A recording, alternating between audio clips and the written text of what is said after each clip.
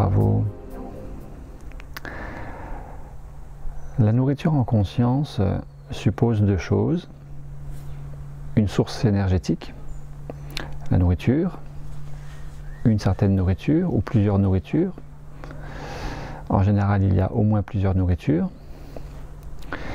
Et puis, la conscience.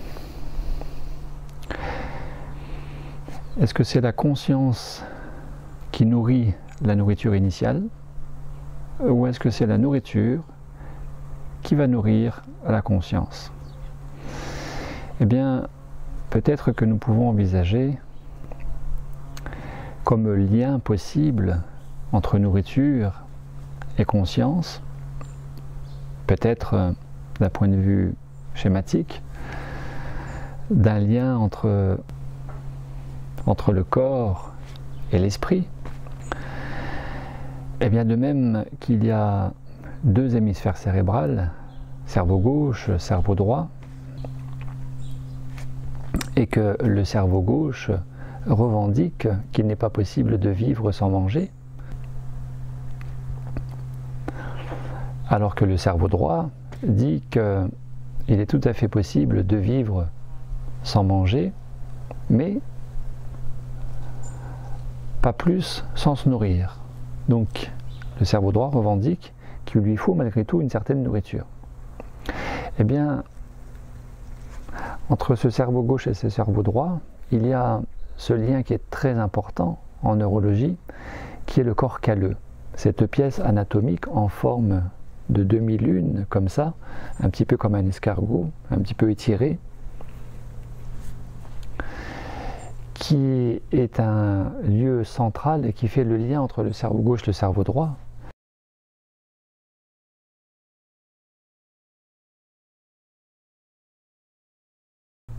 On va dire entre l'univers tridimensionnel perçu par les organes des sens et qui fait l'objet de toutes les revendications, les croyances des cartésiens. Je crois ce que je vois, donc ce que je ne vois pas, je n'y crois pas. Et puis ce monde multidimensionnel propre à la conscience et dont il serait possible d'être pleinement nourri. De même qu'il y a ce cou qui fait le lien entre le corps en bas et la tête en haut,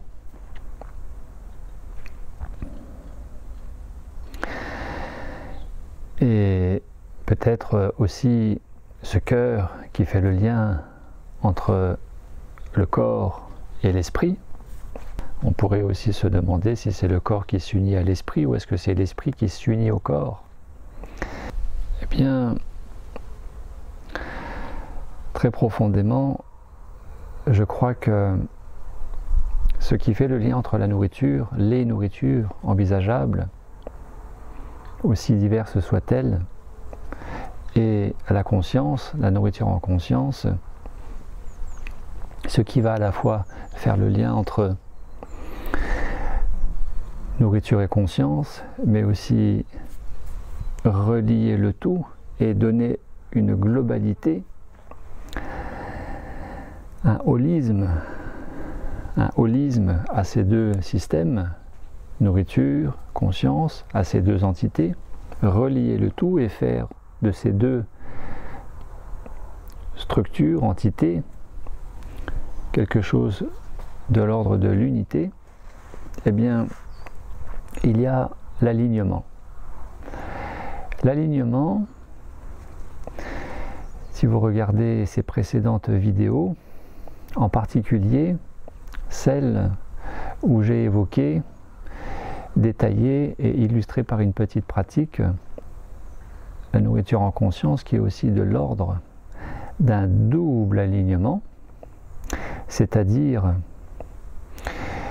d'unir dans cet axe vertical qui est symbolique, et le corps physique, et le corps mental, et le corps émotionnel, et le corps spirituel, mais aussi dans cet axe horizontal qui est d'unir le gauche et le droit, d'unir le masculin et le féminin, le yin, le yang, Donc cette double polarité, autrement dit,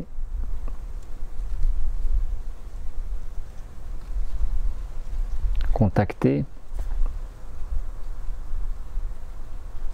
et peut-être pacifier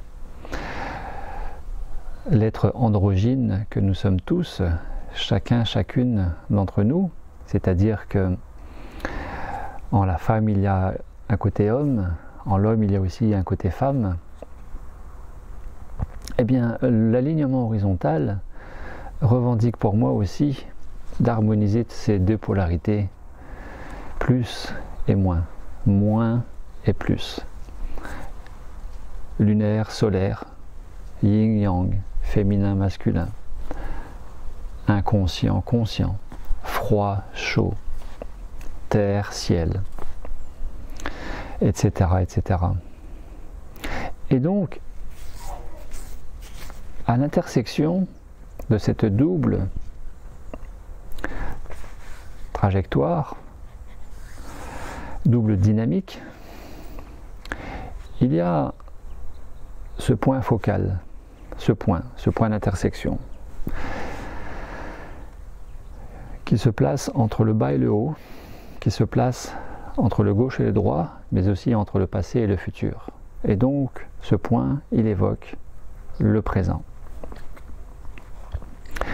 Dans cette autre vidéo, où je présente les 3 secrets de la nourriture pranique, j'évoque, je détaille ces 3 conditions propres à l'alignement, nécessaires à l'alignement, à cultiver l'alignement. Parce que concrètement, ça veut dire quoi l'alignement? Unir, rassembler les 4 corps. Oui, mais concrètement, comment? Eh bien, au moins par le centrage qui se fait au niveau du cœur et l'ancrage qui se fait au niveau du bassin. C'est au moins ça. Eh bien, les 3 secrets de la nourriture pranique, c'est le silence, l'immobilité, la verticalité. Je ne reviendrai pas en détail sur ces 3 paramètres, il suffit de revoir cette vidéo sur les 3 secrets de la nourriture pranique. Mais silence, immobilité, verticalité. Ce qui donne S-I-V. Et que nous pouvons retourner avec cette verticalité, immobilité, silence. Autrement dit, cela donne comme anagramme vie. Vie. Est-ce que nous vivons véritablement quand nous sommes pris dans l'horizontalité, propre à la quête de l'avoir par le biais du faire, parce que dans cette croyance que nous serons plus heureux demain ou en ayant davantage, en possédant davantage. Est-ce que nous sommes plus heureux si nous sommes dans cette verticalité qui relie le haut, le bas et qui nous place davantage dans le présent? En tout cas, c'est sûr que c'est une très bonne solution à ce que nous appelons le 2e mal du siècle, qui était premier mal du siècle dans la génération précédente, le mal de dos, puisque nous avions surtout des métiers physiques. Les parents, les grands-parents étaient plutôt à l'usine, dans les champs, à la mine. Et puis, dans ces nouvelles générations, actuelles et futures, le 2e mal du siècle, c'est plutôt le stress. En tout cas, et donc, ce qui fait dire, sans trop se tromper, que être ici et maintenant, c'est beaucoup plus tranquille et beaucoup moins sujet au stress. Est-ce que pour autant, nous vivons véritablement? Alors faut-il être davantage sur cette horizontale de la vie qui passe, ou davantage dans cette verticalité?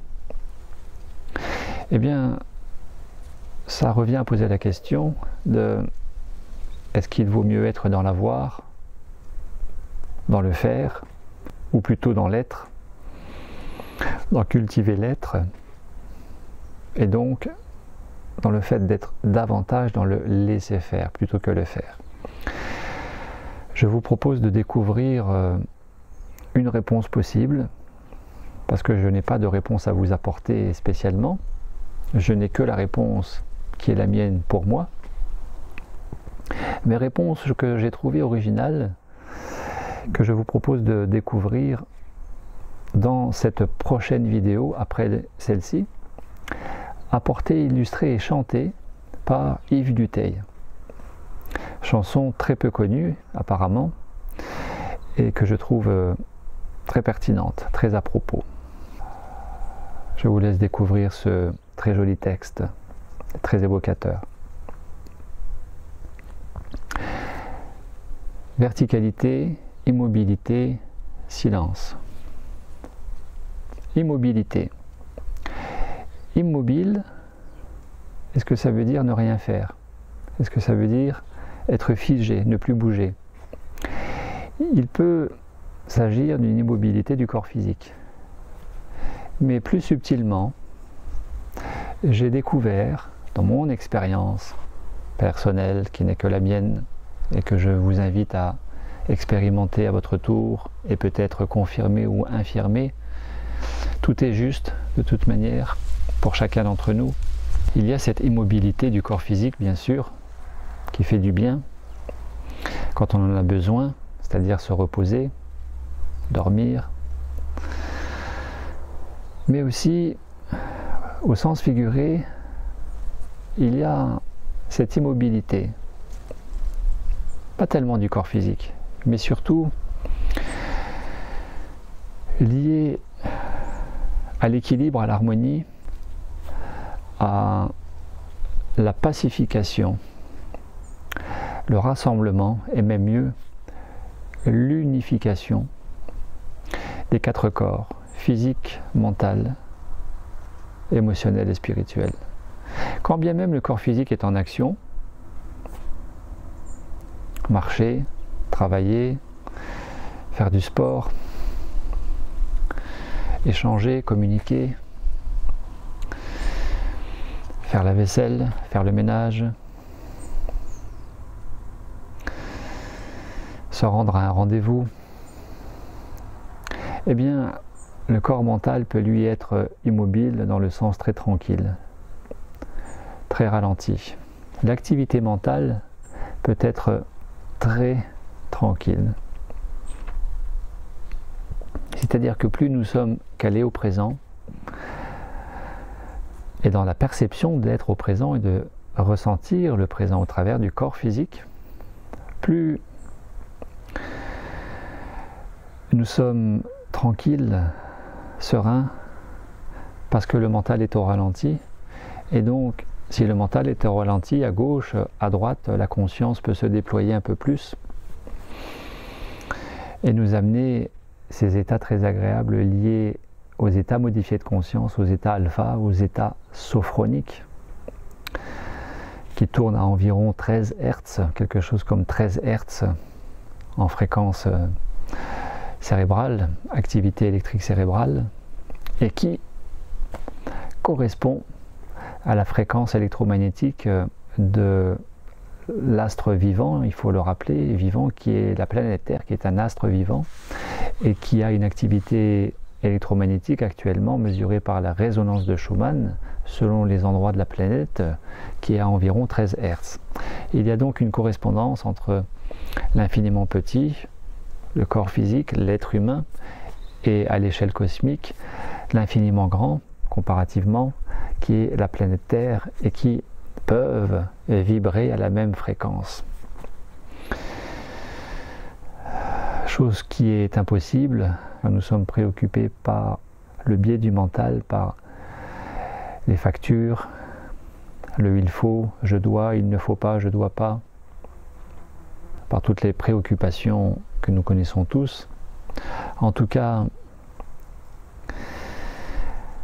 plus je suis présent, plus je suis calme avec moi-même, plus je suis au ralenti dans ses pensées, plus ces émotions qui peuvent amener beaucoup de remous, d'agitation, peuvent se pacifier et plus la conscience peut se déployer. Et plus en réalité, il est possible de contacter non plus une certaine présence avec soi-même, mais la présence. La présence.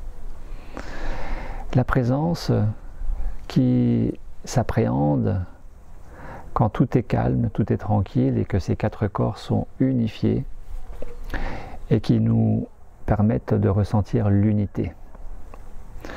Cette unité qui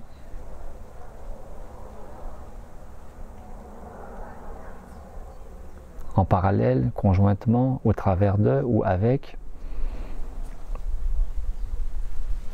cette présence grand P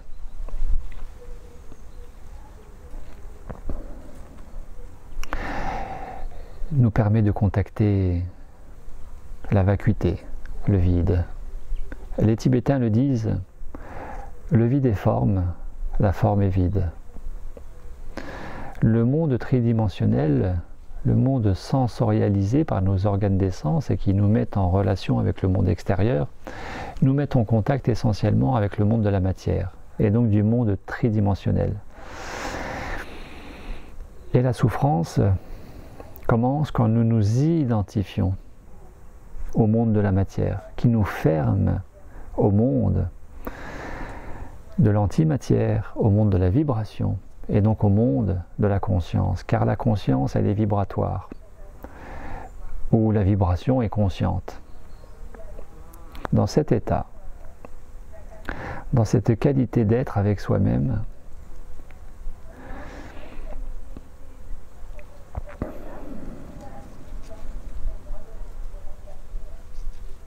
et que nous pourrions aussi appeler pleine présence, qui serait le plus naturellement possible un état méditatif, mais le plus naturel possible, c'est-à-dire sans forcément faire quelque chose, sans se poser, s'asseoir en tailleur et méditer avec une certaine technique, mais simplement d'être là et de connaître, de toucher du doigt ces instants de grâce que j'appellerai personnellement le point fixe, la fixité du mouvement. La fixité du mouvement, tout en étant dans le mouvement.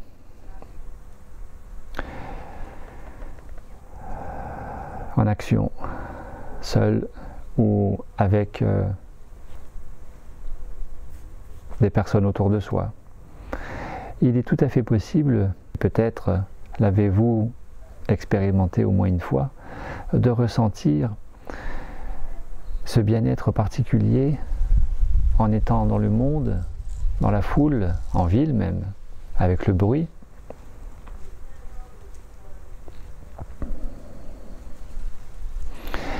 Et de ressentir qu'à l'intérieur tout est calme, mais même plus que calme. Tout est fixe, rien ne bouge.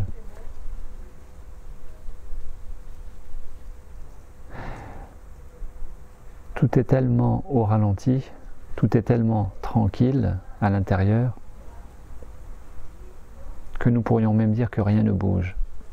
Alors que le cœur envoie le sang, récupère le sang, envoie le sang, récupère le sang, que les poumons échangent l'air, que les poumons reçoivent l'air, transmettent, qu'il y a des influx nerveux, il y a des influx chimiques, que la lymphe circule dans l'organisme.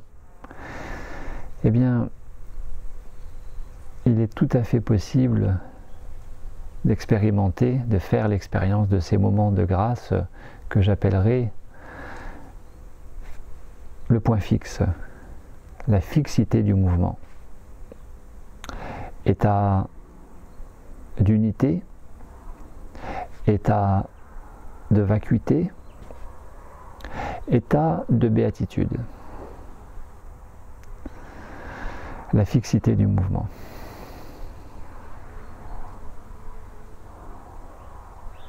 Et le grand défi, c'est justement de cultiver cet équilibre, cette harmonie, ce bien-être, cette qualité particulière la plus intense, présente, possible, à chaque instant, c'est le grand défi, tout en restant dans le monde. Sans se couper du monde, sans se couper de l'entourage, sans se couper de famille et amis. Mais de savoir d'abord se retrouver avec soi-même, se retirer avec soi-même. D'où que nous apprécions le week-end, après une semaine de travail, de partir à la campagne, à la montagne, à la mer, bien sûr. Parce que se retirer à la nature le week-end, en repos, c'est en réalité se retirer dans sa propre dimension, c'est contacter sa propre dimension vibratoire qui est le propre de notre nature essentielle. Par essence, nous sommes vibration et nous avons besoin de nous retirer dans la nature pour contacter plus facilement cette nature vibratoire que la nature nous renvoie et stimule, éveille en nous. Et contacter, connecter cette nature vibratoire est très ressourçant, nous fait énormément de bien. Tout le monde l'expérimente le plus souvent, au mieux tous les week-ends. Le propre de ce point fixe, c'est qu'au travers de l'unification des 4 corps, à partir du corps physique, eh bien, nous connectons notre nature vibratoire, notre essence vibratoire, qui est de nous relier à nous-mêmes, qui est essence, qui est essentielle, et donc qui est l'essence du ciel, symboliquement de nous relier de la terre au ciel. C'est la dynamique verticale qui, parce que êtres humains que nous sommes et non pas des fers humains, nous avons vocation à nous grandir dans notre verticalité et à nous déployer à l'image des arbres, dont je trouve qu'ils illustrent parfaitement bien les 3 secrets de la nourriture pranique: silence, immobilité, verticalité, avec des racines profondes, avec un tronc solide et avec un déploiement qui s'appelle l'affirmation de soi et qui s'appelle l'état d'expansion de conscience au-delà de la pseudo-conscience du mental. Le point fixe, la fixité dans le mouvement, la fixité du mouvement, nous permet de nous déployer un peu plus, un peu mieux, de nous déployer véritablement au travers de ces 5 niveaux définis par Maslow des besoins de l'être humain. Revoir cette toute récente vidéo sur transcender son quotidien, et au travers de ces 5 niveaux d'accéder au niveau entre guillemets ultime qui est la transcendance. Besoin de se transcender, besoin d'un au-delà, de cette condition du ici et maintenant dans le monde tridimensionnel, et donc de contacter au travers du tridimensionnel, sans faire l'impasse du tridimensionnel, sans rejeter quoi que ce soit de ce qui ferait notre personnalité, mais plutôt de l'intégrer, et donc au travers de la pleine présence, de relier la présence à soi à la présence. Autrement dit, de passer du moi névrotique au soi extatique, tout simplement.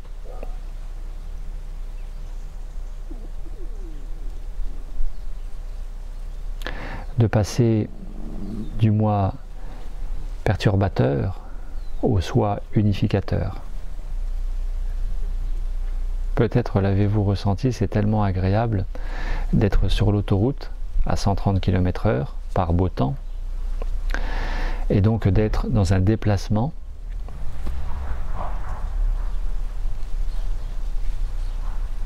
spatial, spatio-temporel, et que pour autant de ressentir cette fixité dans le mouvement, que rien ne bouge en réalité. C'est tellement agréable de ressentir que vous êtes dépassé par les voitures, vous dépassez les voitures, des voitures croisent en sens inverse, vous voyez les arbres défiler, ça va très vite, et pourtant, en vous, avec vous, ici et maintenant, à la fois intérieur et extérieur, rien ne bouge. C'est le monde de la conscience. Au-delà du tridimensionnel, quand nous contactons le multidimensionnel, à partir du moment où nous contactons l'univers intérieur, c'est-à-dire d'être unis dans ces quatre corps, eh bien, à partir de cette union, unicité, unité des quatre corps, nous pouvons nous diriger vers le multivers. C'est le champ unifié quantique. C'est le retour à la source. Et cette source, grand S, c'est la présence. Par le biais, au travers, mais au-delà de simplement être présent avec soi-même. Où en êtes-vous avec vous-même au travers de ce point fixe?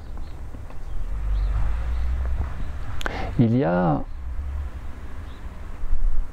parmi nous, parmi les humains, nous pourrions dire qu'il y a ceux qui sont inscrits dans l'horizontale de la vie, qui